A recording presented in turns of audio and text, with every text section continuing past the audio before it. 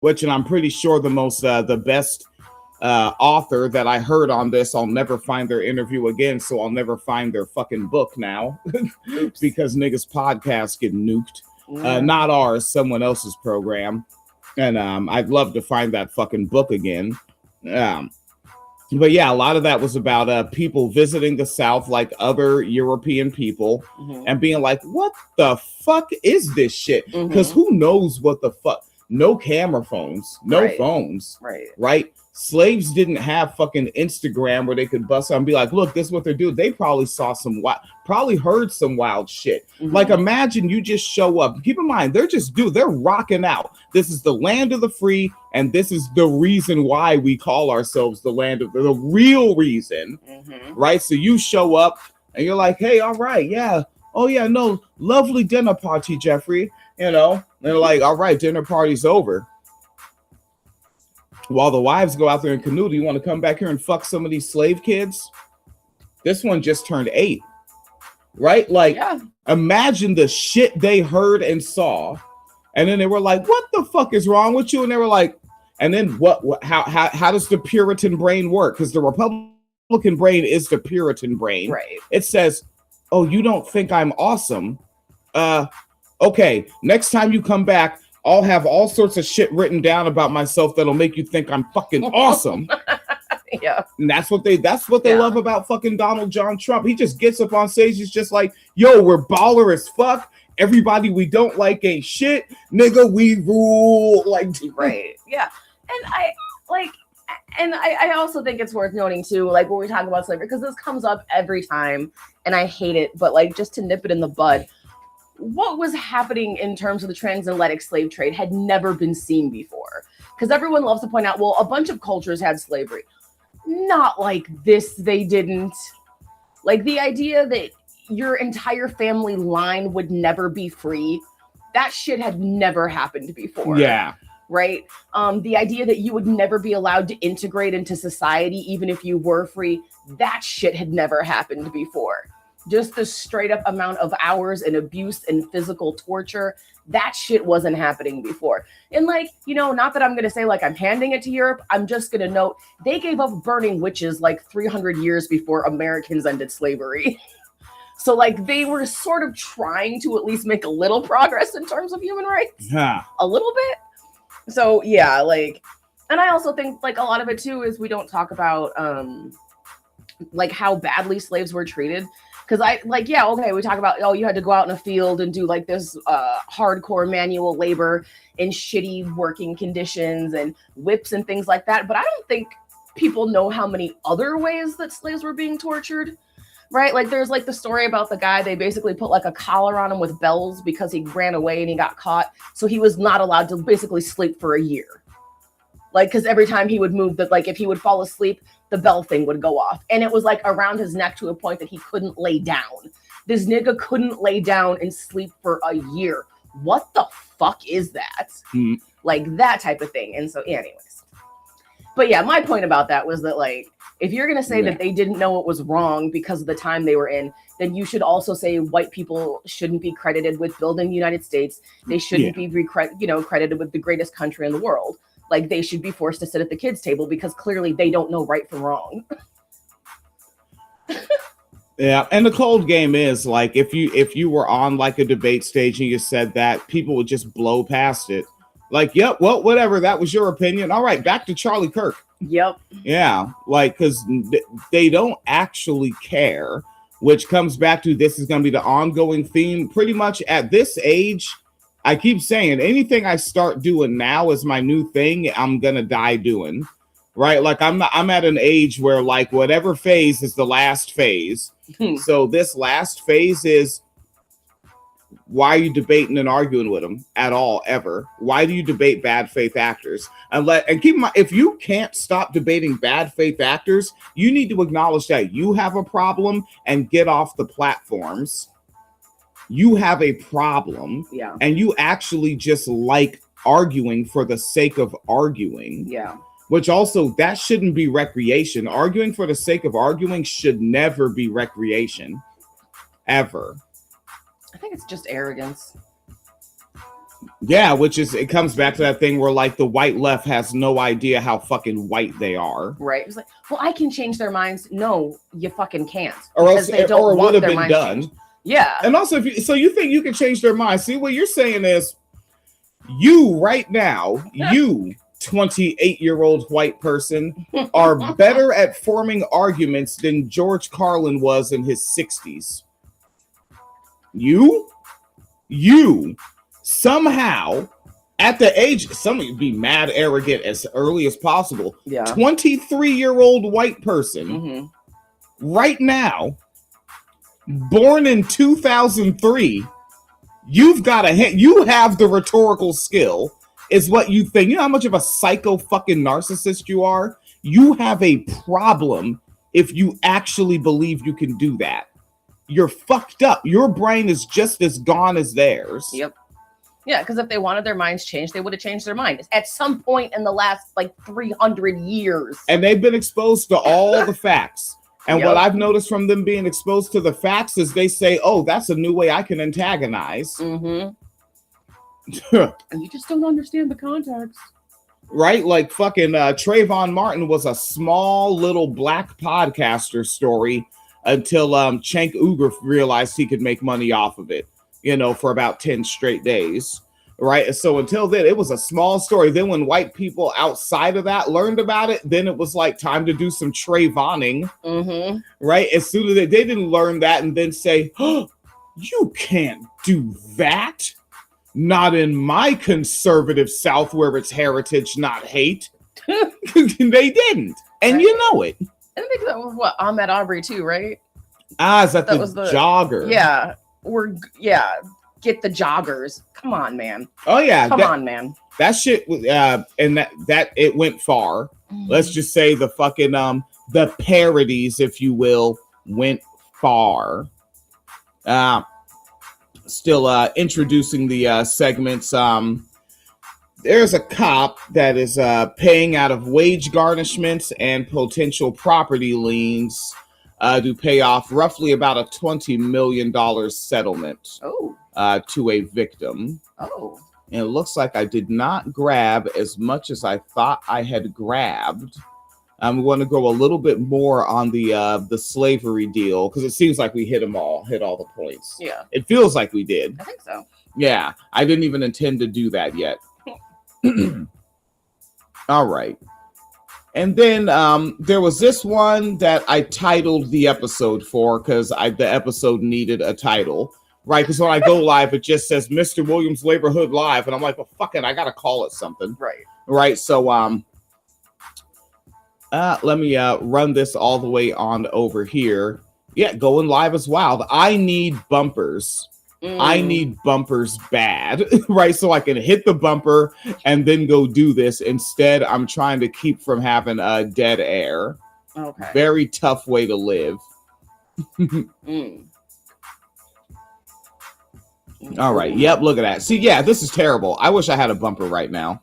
Well, you know. Just say something about something, not what you see on the screen. Oh, I don't know. I guess just reaffirming what I was saying about the slavery thing is that, yeah, if your argument is that white people are too incompetent to know the difference between right and wrong, and that it's wrong to human traffic other people, and across continents, I might add, across oceans, no small feat when you don't have, like electricity, and it can be like a 3-month voyage, but yeah, they should never be allowed in positions of power because they can't tell right from wrong. Like, you can't have it both ways. Yeah. All right. Yes. All right. Yeah. Dead air over. That's it. I got to make bump. Don't let me get, because I'm going to go to the shift and I'm going to fucking work really fucking hard. And I mean, mostly mentally, because I'm in one of these bullshit things called a leadership role. You just have to fucking listen to people and talk all fucking day, you know?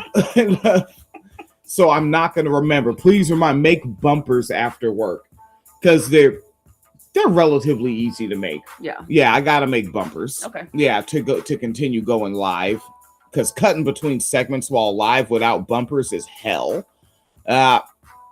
So this one is someone put up, and this is clearly, well, it's a rhetorical question, but for some people, it's a question because their parents didn't really raise them to think. Mm-hmm. I can't really think of many. I wonder, like, were there things my mother did that taught me to think? I know we played the dictionary game. Oh, yeah, that was a fun one. Yeah, we got a dictionary. Parent yells out a word. Kids rush to find the word first. When I learned how to read, I started reading her my bedtime stories and then going to sleep. Yeah. Maybe that teaches you to think a little bit. I don't know. Well, I think reading in general teaches you to think. Oh, shit. Okay. I would say. Okay. Yeah, we also did one where we would go through the alphabet and name like a place or an animal or something, and then that progressed into memorize a fact about the animal, memorize a thing about the place, and did that.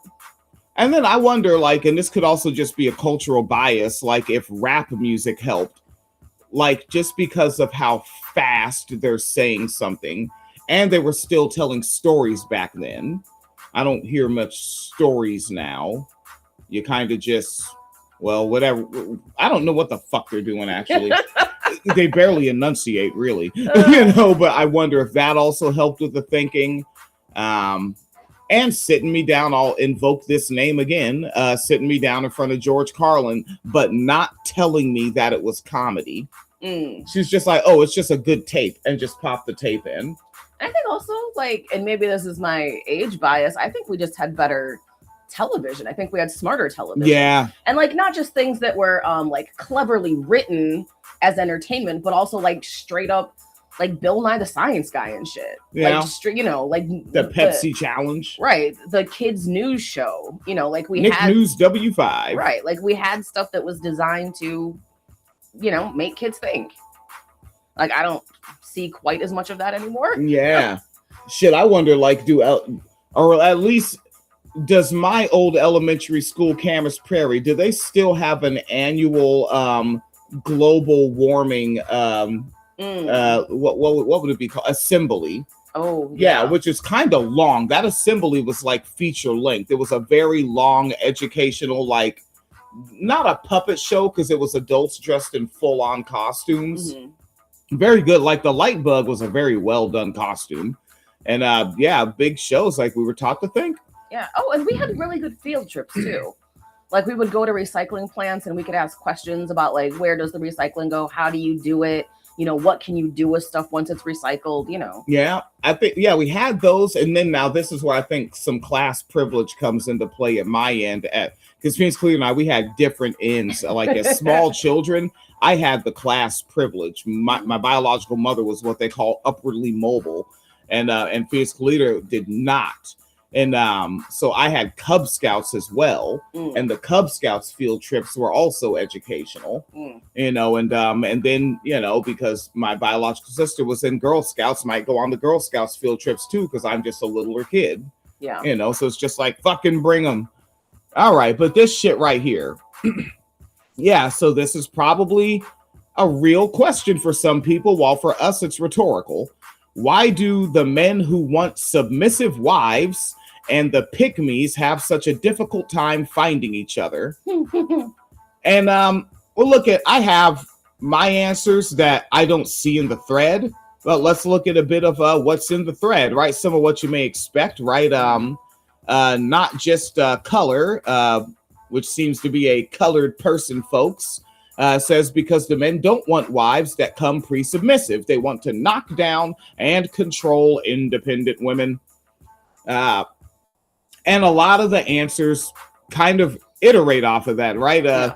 Right? They don't want pick-me's. They want to force women to submit. They don't want it willingly. They feel they're conquering something. So that's like a more, right? So that's like the first one is like the guy he's the player. He's going to spit game. Then the next one down is damn near like describing the gorilla pimp. Right? Like what Tariq Nasheed was and what Ice-T was. Yeah, remember the Ice-T lyric? They used to call me Ice Gorilla. What the fuck do you think he meant by that? Yeah. Right, someone, and then some, relatively poetic language here, because those men love to find and kill the spark in a woman's eyes. Yeah. Because there's no fun in subjugating a woman that shows up eager to be complicit in her own dehumanization. Right? There are some that are going to want that, just from me interacting with men in my past. Don't really interact with them a great deal now and avoid them. They want to domesticate an independent woman, break her spirit, make her submissive. It's about the chase. This one, bit longer. Men want women who are attractive and desired by many. Trophyism. Mhm. Those women often don't become submissive because they don't have to. They have options. What y'all call pick-me's are usually women who are average or physically undesirable by men and adopt submissive attitudes to appeal to men. That's like right and wrong. It continues, but it's futile because men really just want the baddie to change her personality and mindset for him, even though he may not qualify as what a baddie desires. That one's right and wrong because it's right in a super duper urban context. Right. You go outside of like people that are cosplaying Jay-Z's life, and it's not that. They're not really on that baddie shit, which I wish adults would stop saying that. Like there's some like, yeah, like laugh, it's funny, but then also like, I don't like adults talking like children. Sounds groomer-esque to me. Baddie. I honestly don't think of it as groomer-esque. I think of it as just like a further indication of our anti-intellectualism as a culture. I also don't like that sentence either. I mean, right, even calling people pick-me's. Where is this is why I want an age-segregated internet. Because older people are following the way kids are talking. Yeah. And it's like, we're old. Let's do our old thing. Yeah. Well, why do you want to wear skinny jeans and go sit at their table? Yeah, don't do that. I think that's also just like in a sort of an inevitable result of social media because like you said, it's not age segregated. Right? Because if we were still in a culture where people were doing things in person and had third spaces, the 40-year-olds wouldn't be in the room with the 20-year-olds. Right? Like the 20-year-olds would be outside and the 40-year-olds would be in the living room. Wouldn't it be much easier to identify the fucked up men? Why don't y'all want to be here with the other 40-year-olds? Yeah. Damn, you want to be on Discord with the kids? Come be on the boring grown-ups on Facebook. You know where we are. You know where our boring old asses are. We're on Facebook. Damn it. And then I know you have an answer on this shit. Yeah, because I shared this. This one didn't come from your feed. Yeah, I mean, well, I definitely do think a lot of it is that men don't want submissive women because they prefer to chase a woman and sort of break her down. I think that there is a lot to that. I think that also ties into the trophyism aspect of it because now you get to not only have a woman who is seen as attractive, but you also get to brag about like being the one that broke her. You know, so like there's a sort of bragging rights in there. Oh, against my will. I know that Travis Kelce is that guy now. I don't follow any pages that would tell me this. Apparently, this is just how famous these people are, that the internet means I need to know this. So now he gets to go to the locker room like, yeah, I'm the one. Yep. Yeah. Yeah, I think that's a big part of it. And I also think that that like the submissive women aren't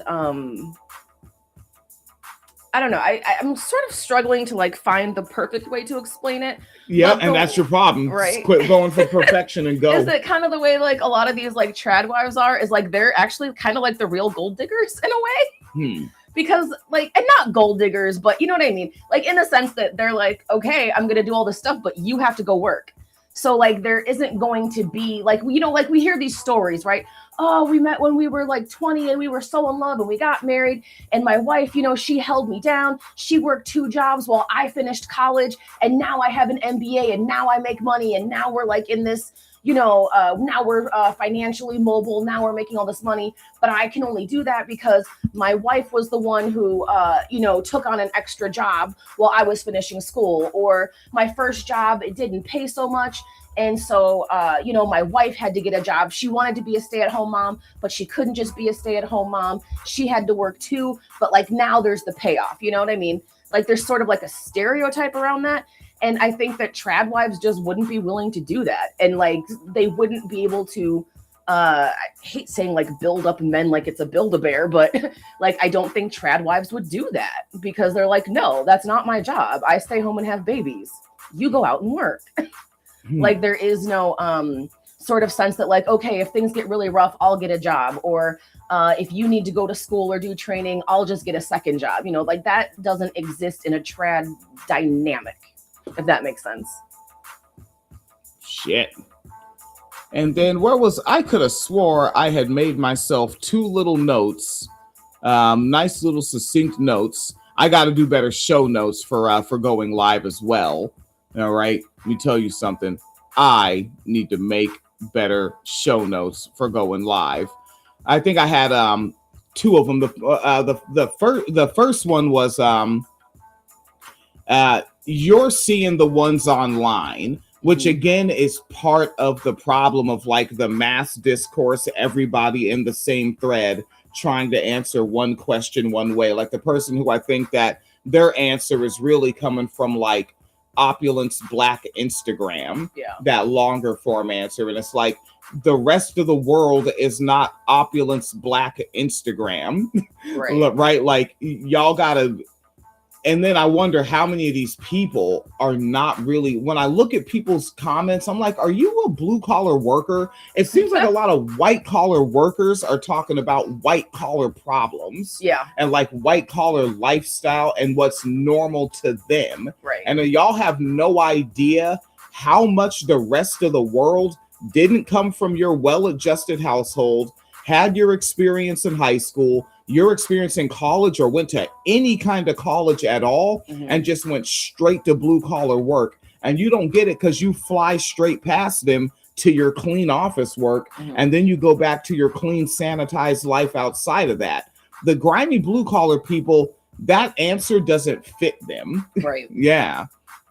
And so what you're also seeing is this, a lot of this is coming across online. So of course, these guys present themselves as wanting these women because that's their brand. It's their brand. It's their brand. It's their brand.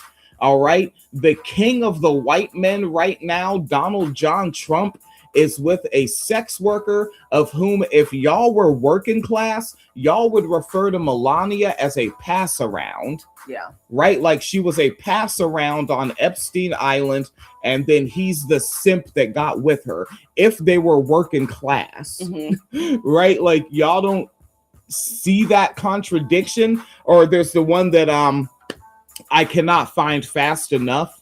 I think maybe the folks at the salon.com website or somewhere, it was one of those manosphere grifter guys that yells at women, and one of the women that he was sitting across the table from, because they were sharing panel space, just pointed out, he was like, so you say that you demand all these things and your audience should demand all these things, but the woman you're currently with had 3 kids by 3 different men before you. I remember that. Yeah, and then he just started saying, you lick sniz.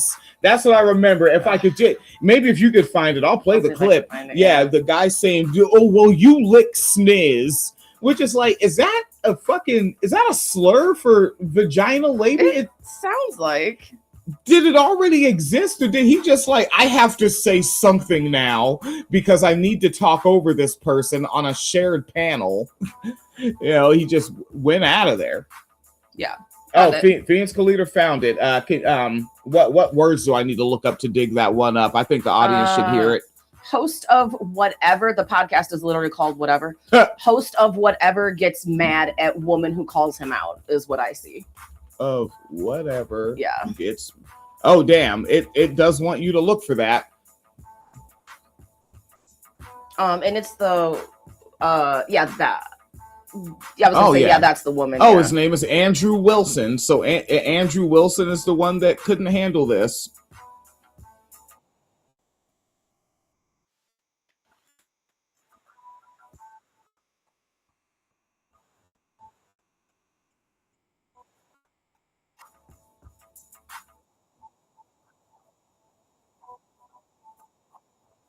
Okay, so that's not the clip we were looking for, but that was his little, which stupid bad faith white supremacist shit, because all people classified as black are not a monolith. All people classified as white are not a monolith. Right. That's why you two are sitting across on the table disagreeing with each other. You wouldn't want to live in a neighborhood with her. Right, exactly. So it says he gets mad. Maybe try checking for it on Reddit. The clip I found was on Reddit. Shit. Host of whatever gets mad. Right? Yeah. See, go in live, different kind of life. It is. Different kind of life than pre-recording. Right? Because at this point we would have just hit pause, found it, and hit unpause. Right. Let me just put lick sniz. Okay. Oh shit. Oh no. All the problems. Ah, this is how it tends to go, right? Yeah, going live is kind of ass. Yeah. Oh, is that it? That should be it right there, the top one. Okay, my God.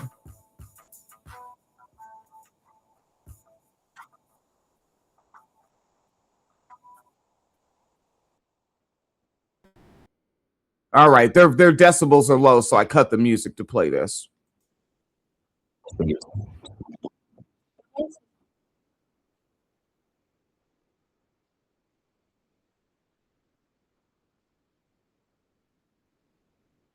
Now, I would note that like the big grin on his face as he's saying that, because he's saving face more so than he's trying to annoy her with an obnoxious smile. Yeah. Because other men are looking, Mhm. and you can't have that when you're supposed to be this status male among the other men. Now I just have to grin and say, "You look sniz, I gotta talk," and I'll say the most childish thing that will try to force a change in subject. Like now people just talk about how childishly I'm speaking, as opposed to the fact that I wasn't the first to take her virginity when she was 12. Mhm. And speaking of that, that comes to my next answer, that they're not just influencers, they're pedophiles. They don't want women, they want children. Also that. Yeah.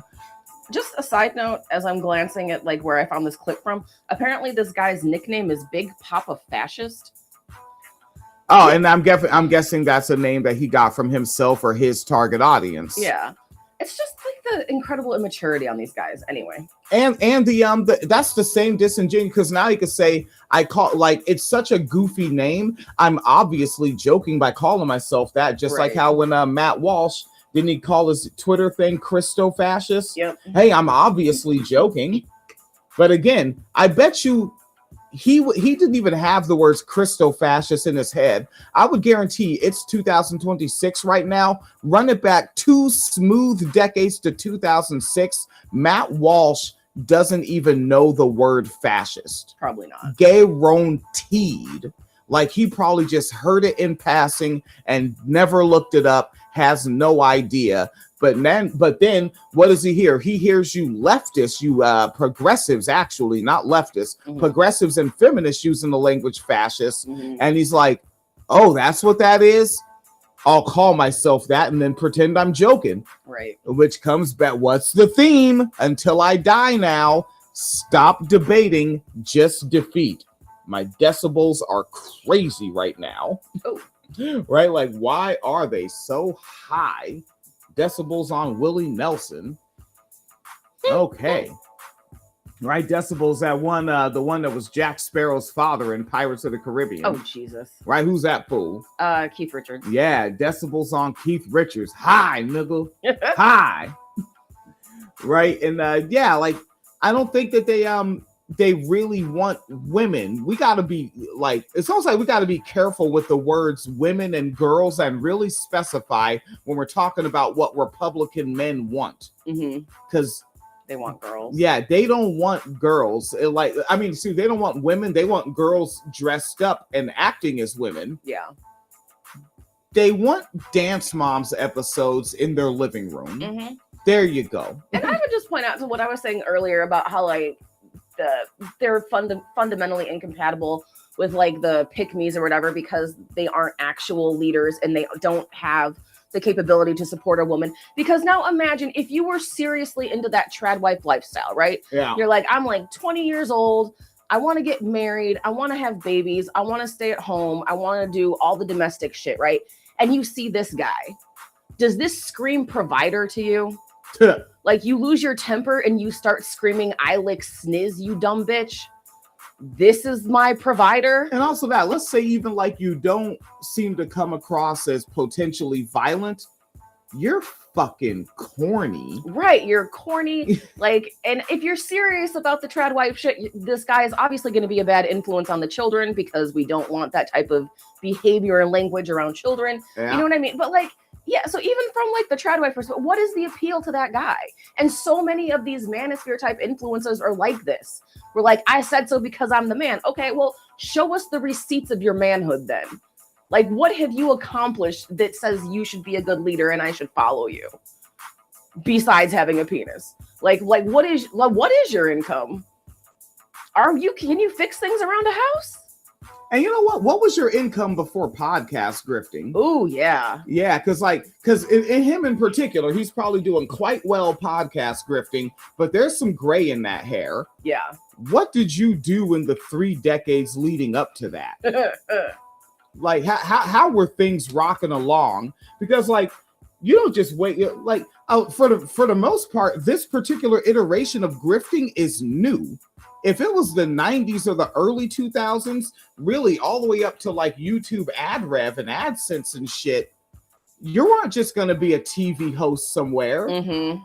There aren't going to be that many Oprah Winfreys, that many David Lettermans, Ricky Lakes, Richard Bays. Remember that wacky show? Yeah. Right? There aren't going to be that many Maury Povich. That's why we know their names. We don't know the names of all these podcasters because there's a gazillion of y'all. Mm-hmm. Would you have made it past the gatekeepers being the you lick sniz guy? Right, exactly. That's like the Chud the Builder guy. Yeah, like would Chud Builder have a show in the 90s? Who would finance that bullshit? Right. I walk around calling people the N-word with a gun because I want to shoot them on camera. Right. Or the Jake Lang thing that just happened. What, he went out in California, the BET Awards? Yeah, he was walking around with a sign that said Black parents are failures while wearing an ankle monitor. Come on, man. It's Fox Come News. on, man. Fox News was in 1996. Are they even gonna air that shit? Like, come on. Fox News ain't airing that shit. The best you got is Rush Limbaugh gives you a shout out right before he closes his episode. Yeah. That's the best you got is a Limbaugh shout out. Mm. Yeah. So what you providing? What are you providing in the 90s? Because he's got to, I guarantee you he's older than me. Yeah. So what the fuck were you doing even in 2009? I would be curious. Yeah. Yeah, a lot of these niggas wouldn't have shit if it wasn't for what is it, ad revenue. Mm-hmm. Ad revenue has created so many undeserved lifestyles. Honestly. Oh God. That one now, I think Phoenix Calida might be interested in learning about this. Uh-oh. It's never good when you say that. Ooh, excuse me. Oh shit, my bad. Bounce it back forward. Bounce it back. Back on the conservative men. I found my little note. Oh. Apparently, I made it way too short that I missed it myself. Here was another reason, I think. Mm-hmm. Low numbers. These men exist in way bigger numbers than these women. Oh, yeah. Yeah, like, I would actually love to see them because it's kind of just, it would be an interesting ratio to actually like look at, like actual like dots, a graph, a chart. Yeah. I'd love to see it because again, I live in the real world and I can see how this would turn out, right? Like there's one woman I know, and I will still use the word know. Like if we saw each other in public, we know each other. First name, last name. I know where she previously worked. She knows where I currently work. Mm-hmm. I'm the one that got her fired. So I know. This is my old QAnon coworker. Okay. And let's say she's currently with a cat, but she just got with him a couple years ago, right? Mm-hmm. So she was single. And she's going to be all about this. Well, actually, no, because she's going to have to go to work. But as close as she can get in her class status, right, of I'm going to be the submitter that submits and you're going to be the manly man that mans. Right. Which she's also going to show up having already had kids. Mm-hmm. You know, and like, who's really going to want her out of this crowd of guys? Right. She has already had kids. Mm-hmm. As one misogynist rapper I heard say, barely overlapping, needing to do some sit-ups. That was a misogynistic line from Honore Brown in 1999. You know him as X-rated. And then also, like, what? I knew this person. There's nothing appealing about this person. Right. Like, even if you want all the submissiveness, she's a fucking dork. And then let's say we're playing the side of patriarchy games of what some use the language lookism, you know, facial bone structure. From the outside looking in on white people beauty standards, I don't think she's making it. Right. From the out, man, I'm not white. I don't really understand what y'all be on all the time, what y'all consider your beauty standards, but I don't think she's one of the ones. Like, she's not one you're waving around as trophy. Yeah, she is not. I've seen her. But she is down. And yeah, and when I say this also, just in the attempt to look like that, I've had to look this person in the face and talk to them a lot for almost 2 years. The lipstick on the teeth. How does one achieve this? You know, the lips every day, lipstick on, and I pointed out, she'd just be like, oh yeah, you know, that's sometimes. Okay. Because I was like, hey, I think you might have a little, because it feels rude to point out. I'm still trying to be, you know, me as an ideologue acting out in real life. And you think maybe I'm helping. She's like, I don't give a shit about that. Yeah, don't worry about it. You know, and then also like these guys, like, let's say there's a woman that doesn't already have the kids, fits the European beauty standard, and wants to be this shit, all of those things at the same time. Yeah. Now let's look at the guys at the blue collar non-grifter level, the guy that has the forklift, you know, certification in the factory working. Does she want him? Because now does she fit the male beauty standard that she's going to be like, this is what I'll submit to visually before we even get to the functionality? You know, there's an episode of Frasier about that.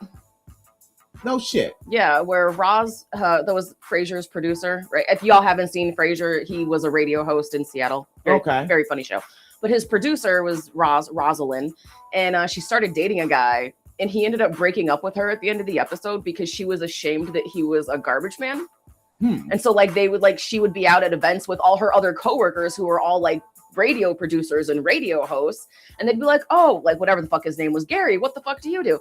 And like she would cut him off and be like, why does everyone have to ask what he does for a living? And by the end of it, he's like, I think my job embarrasses you, so I don't see this relationship working. Yeah.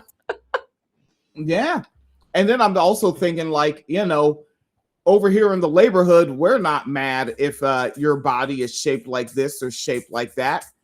But some of these guys, they're not all the bodybuilders that they portray themselves as online. They are not. And I also think, too, I forgot to mention this part earlier. I also think a lot of these guys don't actually want to be traditional deep down. Like, I don't think they want the lifestyle. And I think that's part of why they're so obsessed with, like, has to be a virgin, has to be, like, just turned 18 because that's legal, has to be skinny, has to be blonde, has to be pretty. Like, they're creating all these boundaries because they don't actually want it. Like, they're creating an unobtainable goal because they don't want to obtain the goal. Because, like, I think a lot of these men, they don't have not only do they not have the financial stability, I don't think they have the emotional maturity to be traditional husbands. I don't think they want it. I think, like, they imagine sort of like the 1960s, you know, after dinner, I'm just going to sit in my recliner with a whiskey, but they don't actually want to do the upkeep on the house. They don't want to have to mow the grass every week. They don't want to have to help the kids with the homework. You know what I mean? Like, they don't actually want that lifestyle. I don't think. I think there's the performance. I thought you were going to head here, but that gives me a point to jump in there. Fucking, there's a performance that I always knew I didn't want to do, even when I was a children myself.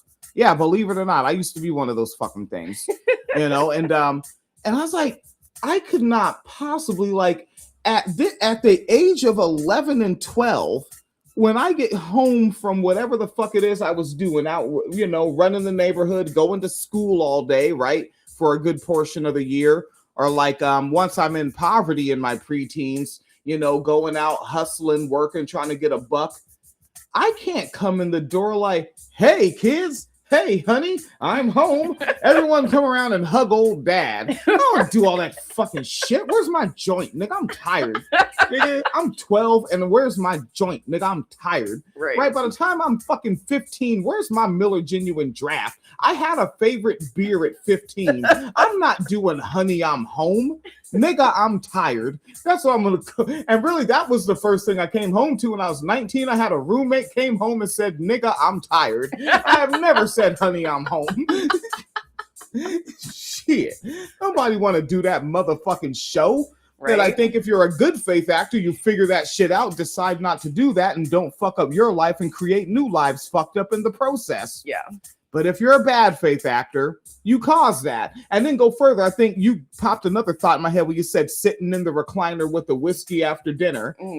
Because also, like, again, the work you have to do, you're not just going to be like, and I'm going to have this drink and sit and watch my show. You're going to be like, oh, shit, that drink really takes my mind off the job. Second drink. Oh, that drink makes me feel less bad about the way my boss berated me in front of all the staff. Third drink. Oh, that makes me think less about the woman that just got promoted over me. That makes me so mad. Fourth drink. My wife looks like that woman, bitch. And I just said the B word on the podcast, but I was in character. You were in character. Yeah, like in that. Well, because I think it's tied to like, we talk about it a lot, but like the family annihilator shit.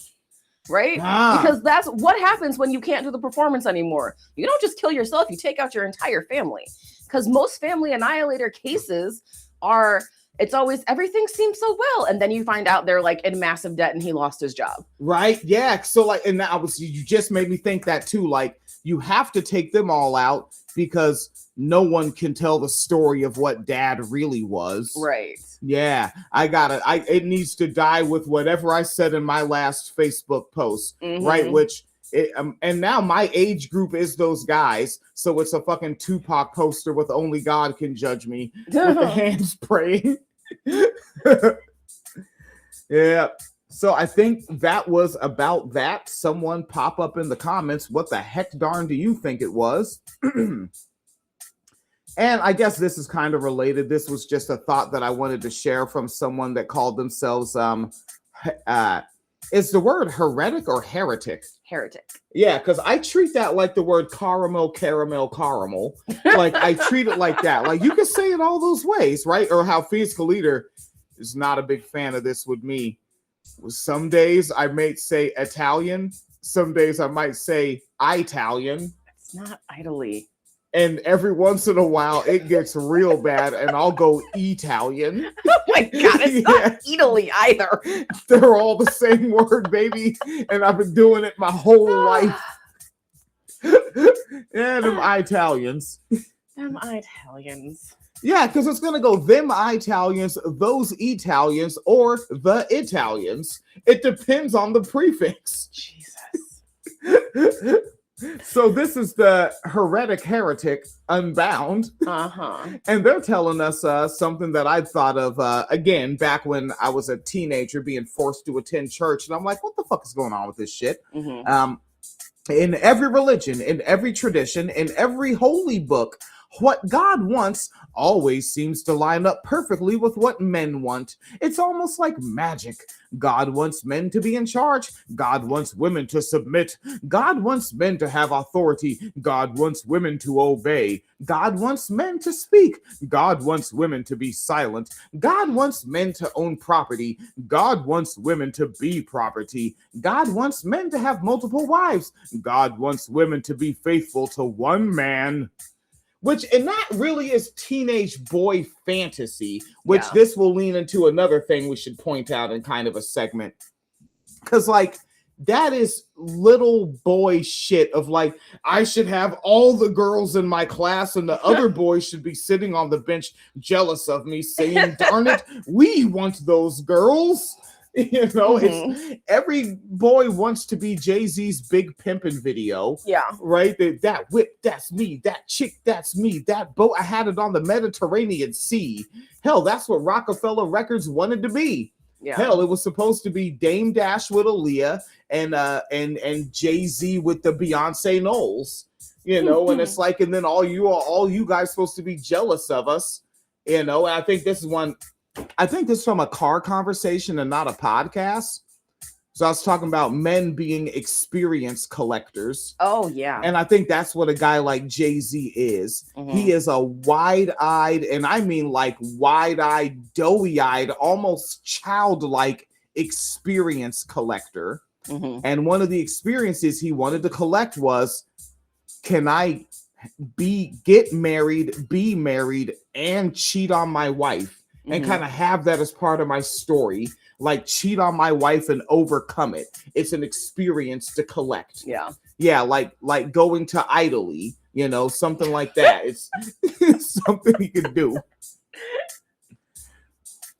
Yeah, and that every woman faithful to that one man somehow, right? Again, the boy fantasy. All my girls in my class love me, and they hate all of the other guys. Right. And I would say I'm a bit like projecting to understand, because I've been a little boy and had that thought. You know, I almost said some real names like, yeah, like it would be so cool if like these 3 girls all liked me and none of them liked Carl, but just me. Because all boys are the sheriff of Nottingham. Yes. I'll take your girlfriend from me. We're all little feminine sheriffs. That's what being a boy is. You're an effeminate sheriff.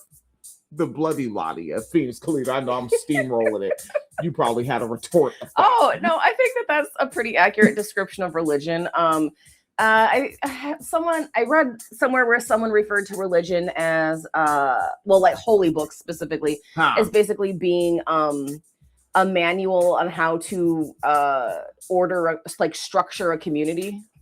Right. And I thought that was like a very useful framing of a lot of religious texts, particularly, you know, from a Western world perspective. And again, men's idea of structurally framing a community. Yeah. But like basically like how to grow a community from ground up. You know, so you've got like the power structure, you've got a you know, because one of the things that they didn't mention, obviously this was about gender, but also a lot of stuff in the Bible involves class. Right. And like, right. And this is how, you know, we see it now, the idea that if you're wealthy, it's because you have God's favor, right? Like that. So it has like all these built-in, you know, we have permanent domestic labor done. We have permanent underclass to do like this shitty labor that nobody wants done, right? We have these rules that put me in power and I can never be challenged because now you're defying the will of God. Done. Like it's like creating your own personal community in that way. Not a very healthy way, but in that way. And like, I just find that to be a very useful framing for this type of conversation. Yeah. Damn, I guess we're still so men framing a society and little boy mentality. Remember DOGE, Department of Government Efficiency? Oh God. Which was a playoff of something that it's someone else's idea. Right, I just I forget it, and because we're live, I can't just pause and find it. What Doge was based off of, right? But looking at these Doge boys, they're 28 staffers, 29 or younger, some being 19 to 24, and then you had 35 that are in their 30s only, right? And these are all the evil white boys that some of you may have seen on the congressional stand a couple weeks ago. Yep. Now over here, because America 250, James Monroe 18, right? And these were all essentially a bunch of slave owners. Yep. So an 18-year-old that's like, now what can he do? Well, hey, the little slave girls don't actually like you, but they're under force. Right. All these girls are mine. Aaron Burr, 20. Hamilton, 21. Right? James Madison, 25. Do you now think about it now that you're a big old grown adult? You want some arrogant slave-owning 25-year-old white boy telling you what the fuck to do? Kind of where we are now with this recent rise of the Confederacy. Yeah. Like, and people aren't considering that. Thomas Jefferson, 33. Fuck you, 33-year-old slave owner. Like, I'll whoop his ass. Understand that now? Like, what the fuck? You go ahead and pull out your sword. I mean, I have modern things. Let's revisit the Second Amendment. Yeah. And then coming back and then looking at like the oldest niggas, George Washington, 44, James Adams, Felix Kalita's 44 right now. Right? Like, yeah, so these were little boys and relatively young men that were basically setting up a giant Epstein Island. Yep. Does everyone understand this? Yep. And then even like with an area that George Washington was in was supposed to not have slaves for a certain amount of time, supposed to be more of indentured servitude, he would constantly just rotate them out. Yep. So he always had new ones. And now I get why so many people I am and am not related to have this last name Washington in the Northeast. Yeah. And I would also point out too with Washington, like as we're talking about like the gender roles and men don't actually want to be traditional, his wife owned most of the slaves on that plantation. Yeah, Martha. They were hers, not his. But he still got the credit. He still got the profits from their labor, you know. And then if you look at it, you know, and let's talk about body type again, the elder one, the fat one, who was known as a playboy, which to me means serial rapist and harasser. Yeah. Benjamin Franklin was 70. Yeah. He is Donald Trump. Yep. And he was the Trump of them all. But then he was, I don't get, nigga flew a kite in a thunderstorm. He wanted the national bird to be the turkey. That's a big boy. Big boy want big things. And also he was a raging fucking misogynist. Oh, like just really? Just based off some of the quotes I've seen from him. So the guy known as being a player was a raging misogynistic. Yeah. Who'da thunk? He had a lot of opinions about women who wore makeup. He's one of the. So without his class status, this is an incel blogger. Oh yeah. Update on an older story that Phoenix Kalita and I did not cover together last year. I think I barely did. We did this story. Yeah. The West Virginia couple that kept Black adopted children locked in a shed. And you know what? A West Virginia couple, this is Atlanta Black Star. Have a little liberty with your headlines. I would put evangelical traditional Christians, right? Like, why does it have to be like? Yeah, we know it's West Virginia. You could put that in the fucking article, right? But call them what they are. They are evangelical traditional Christians. They just are. Put that in the headline. So a white couple from rural. Remember, these people, yes. Piper from Missouri says these rural people is just good, fine folk. Yep. Go knock on their doors and talk to them now, boss. A white couple from rural West Virginia is back behind bars after a judge revoked the initial bond and raised it to $500,000. So they made bond the first time. Yep. Who supported them? I wonder if they had a Give, Send, Go. Ooh. That seems to be like the Nazi fundraising platform. Especially for what they were doing. You're going to get support. They love this. Right? So from their probable Give, Send, Go or just community support. Church. Who? Yeah, I know a white supremacist whose family owned a church and he gets just a check from that every month. Like, he's not even religious. He just gets a check from his family owning a church since the Confederacy. His name is holy shit, these names are starting to leave me. Yeah, fuck me, I forgot his name for the moment. But we did cover him because I can now say I worked at Boston Market because the company's defunct. And we covered him because I had actually worked with this fool for a couple of months before I transferred to keep another store open because recession. And later on, I'm podcasting, I move on, and we're like, Chris Hassard, that's his name. He fucking got caught stealing out the goddamn safe. Which again, I know he doesn't need to because he gets money from this church. And he had his wage. Yeah. What is happening with the animals? How are they making all this noise? That's amazing. All right, to the story. So Donald Ray Lance, a 63-year-old, and Jean, it doesn't need that many letters. Jean K. Whitefeather. They have these names. 62, both of Sissonville. They are cis. They were ordered to reappear in the Kahanwa, murder people and name shit after them, the Kahanwa County Court on June 11th, more than 8 months after each posted a $200,000 bond, which means $20,000 each, following their arrest back in October. At the time, the police conducting a wellness check at the Cheyenne Lane home were shocked. They were shocked.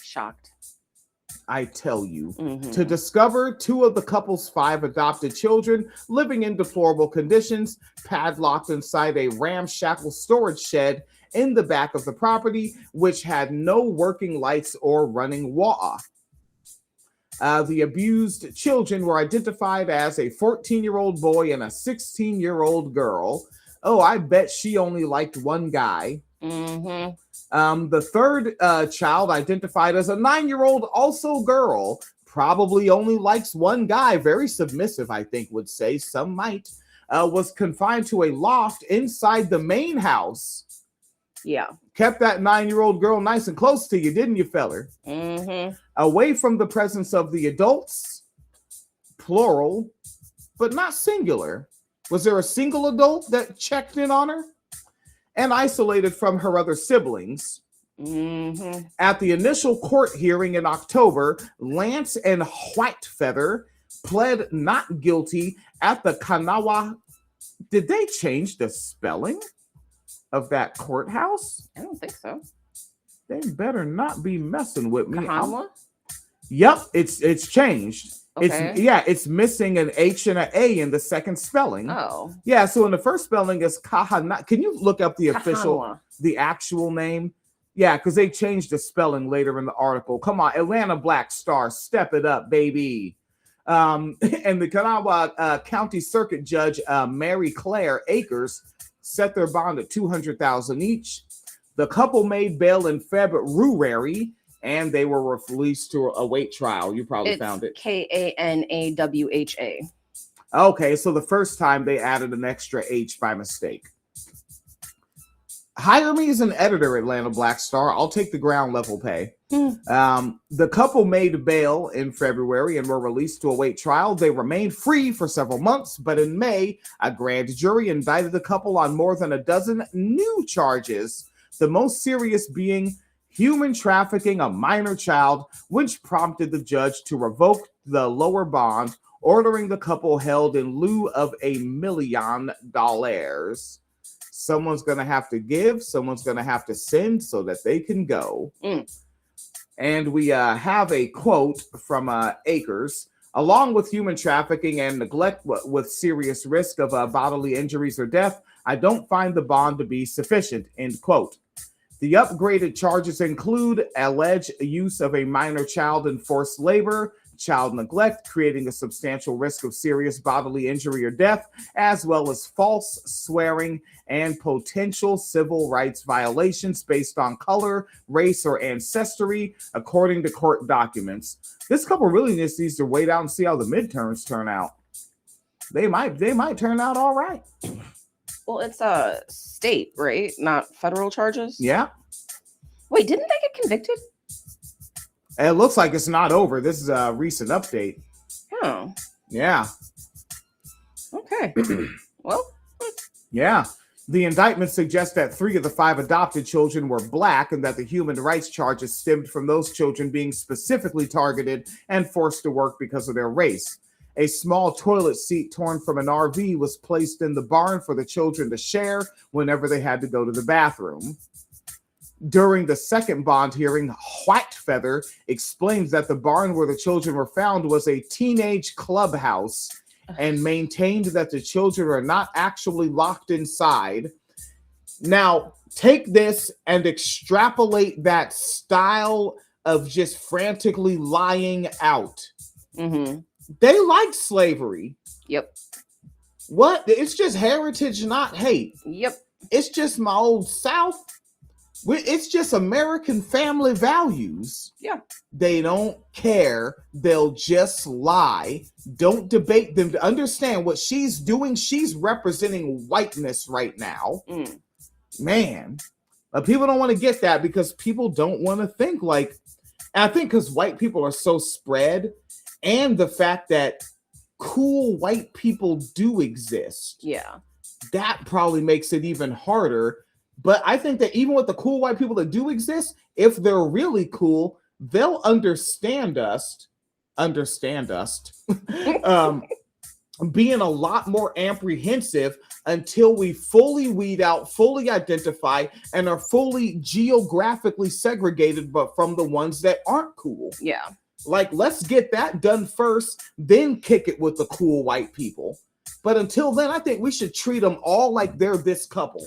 And by treat them all, I mean you never befriend, right? They're a coworker. You don't help them with shit. They're trying to get promoted. You try to get the promotion before them.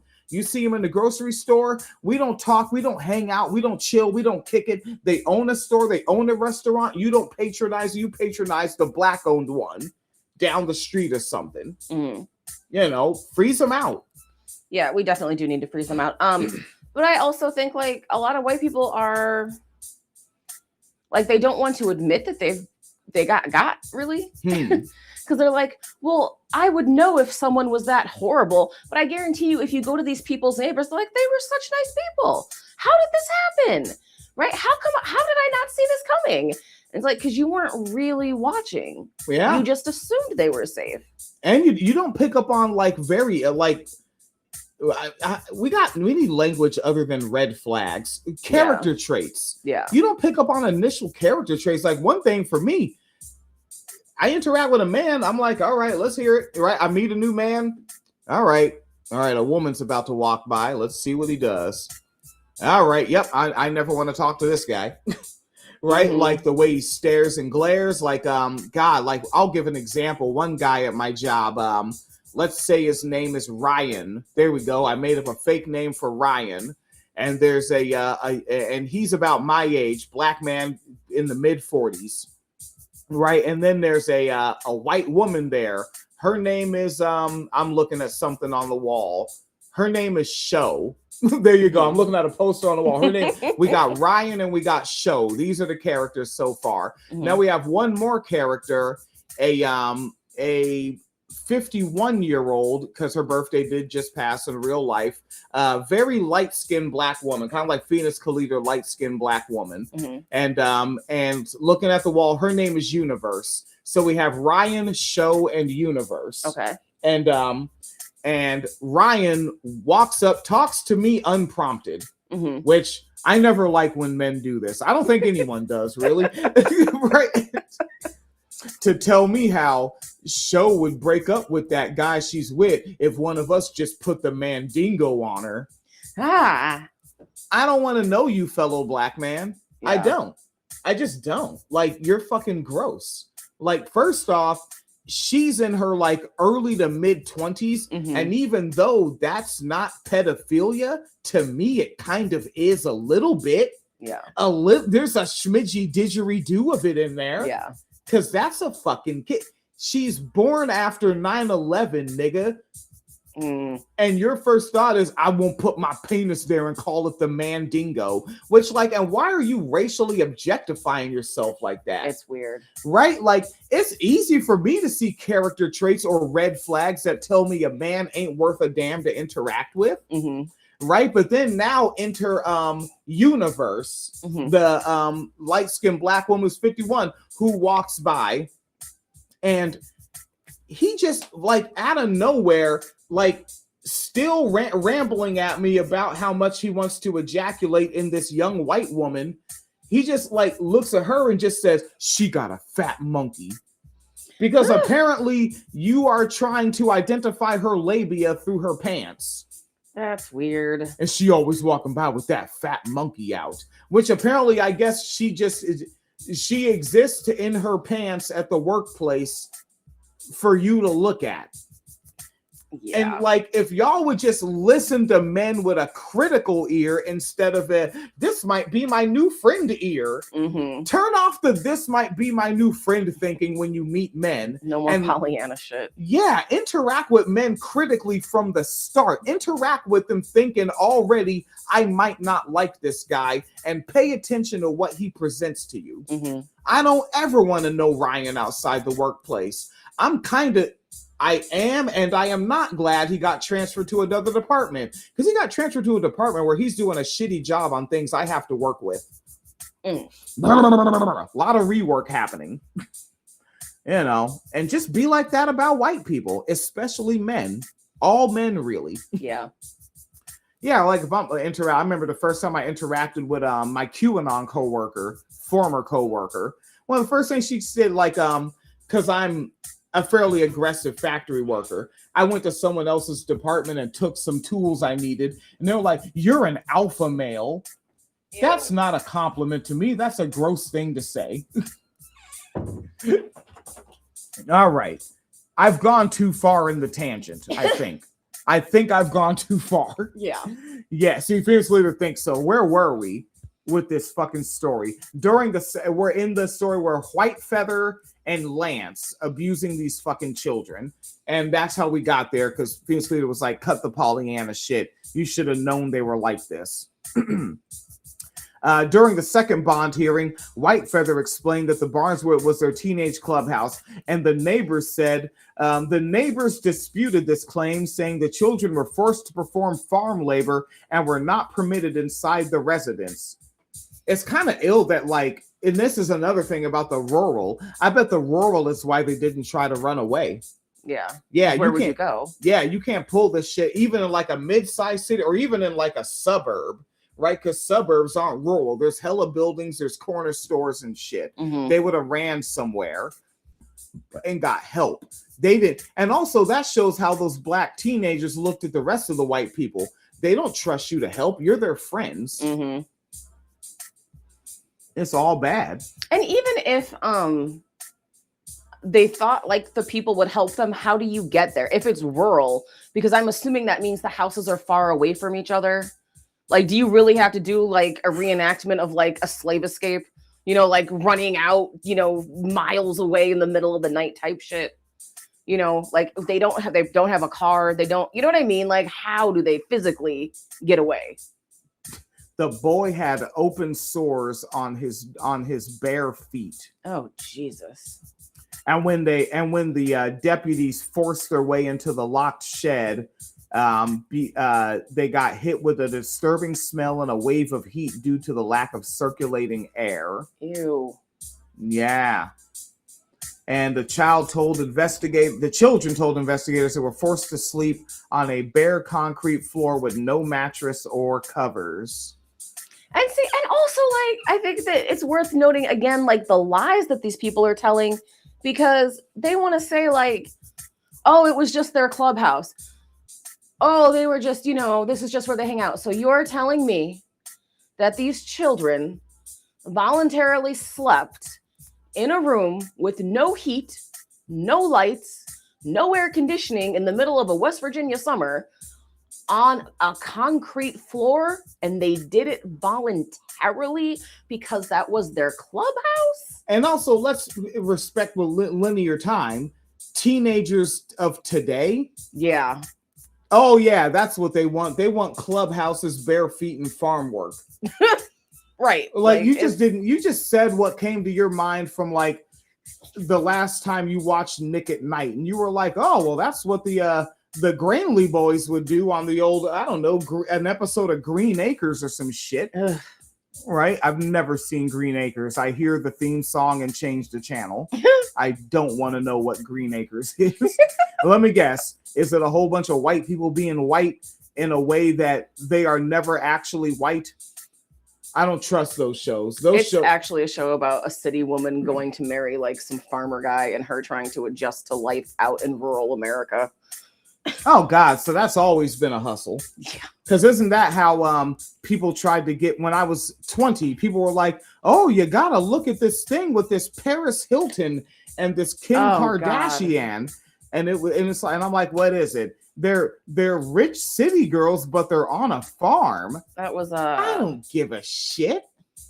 That wasn't Kim Kardashian. It was the other one. Oh, who's it? The Paris Hilton? It was Paris Hilton and fuck, I can't remember her name now. Nicole Richie, Lionel Richie's daughter.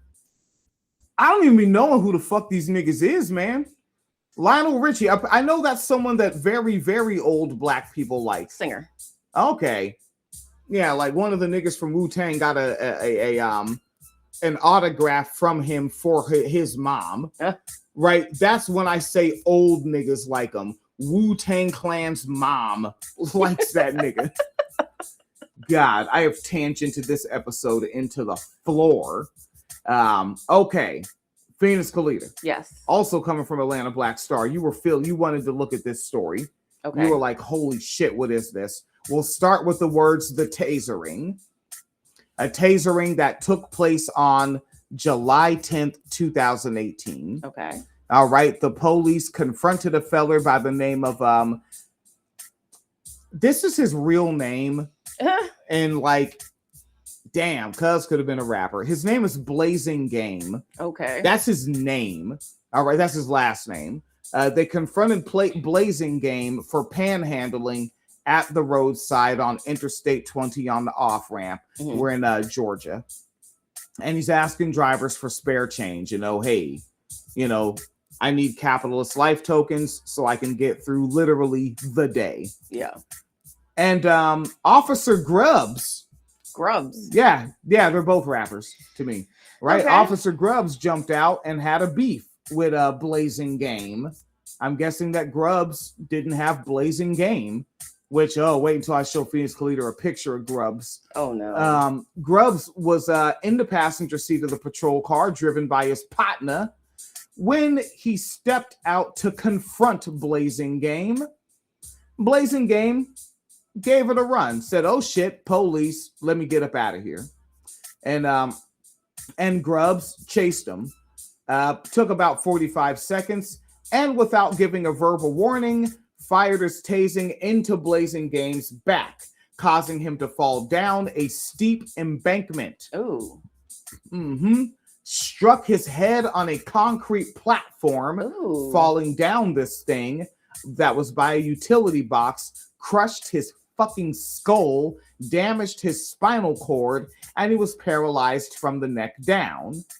About a month later, he was still in the hospital, and Grubbs visited his room to issue him 2 misdemeanor citations. Oh my fucking God. Yeah.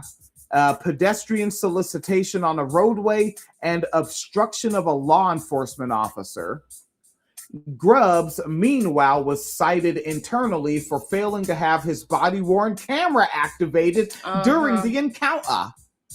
But he remains on the force and is listed as an officer in good standing. Some call it bueno.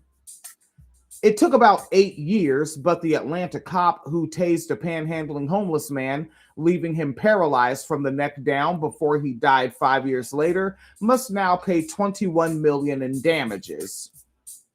Not the department, the cop. That's interesting. I wonder how they did that. Wonder how they do that? You want to see a picture of him?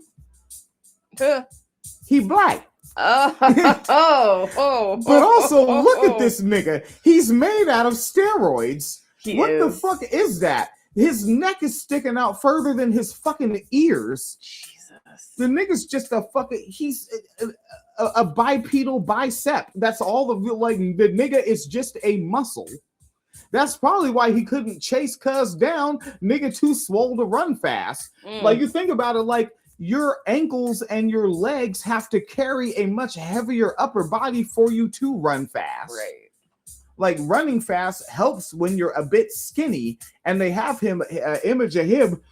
Oh, excuse me. Mm-hmm. Yawning is tough when you're live. I couldn't just hit pause. Right, and the juxtaposing image of Blazing Game next to him. Blazing Game is slim. Yeah. Also, 65. You fucking tased a 65-year-old man. Right? And it's like, and keep in mind, this is Atlanta, Georgia, black mecca, where black cops tase 65-year-old black men because how dare you ask for change? Yeah, I'm Hey just man, Black Mecca, baby. I have the NWA line in my head now. What up? Black police showing out for the white cops. Whoo!